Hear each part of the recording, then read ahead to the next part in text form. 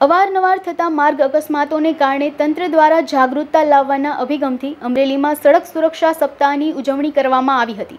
Road અકસ્માતની ઘટનાઓ નિવારવા તંત્ર દ્વારા સુંદર આયોજન અમરેલી કલેક્ટરની અધ્યક્ષતામાં રાષ્ટ્રીય માર્ગ સલામતી માસ અંગેની સમજણ આપવામાં આવી હતી। અકસ્માતની ઘટના નિવારવા બાઇક ચાલકને સમજણ આપીને કાયદાનું પાલન કરતા ચાલકોને આરટીઓ અને પોલીસે સન્માનિત કરવામાં આવ્યા હતા। જ્યારે સડક સપ્તાહ સાથે મતદાર જાગૃતિની માહિતીઓ આપીને તંત્રે માર્ગ સલામતીથી અકસ્માતની ઘટના ઘટાડવા અંગે વિદ્યાર્થીઓને શપથ લીધા હતા। આજ રોજ 19 તારીખના રોજ જિલ્લા રોડ સેફ્ટી કમિટી દ્વારા આરટીઓ અમરેલી તેમજ પોલીસ પરિવાર રોડ સેફ્ટી મંથનું આયોજન કરવામાં આવ્યું છે।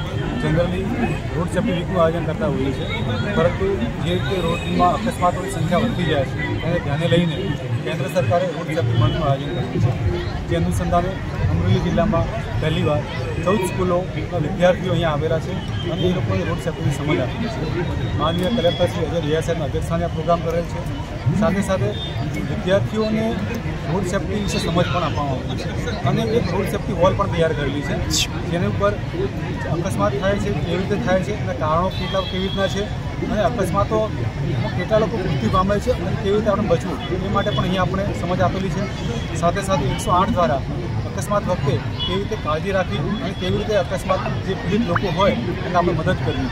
અને ઘણા લોકોને એવો ડર હોય છે કે 108ને કોલ કરવાથી આપણે પોલીસવાળા હેરાન કરશે કે બીજી કોઈ રીતે હેરાન કરશે, તો મારે બધા મિત્રોને કહેવું છે એવું કોઈ ડરવાનો મતલબ નથી।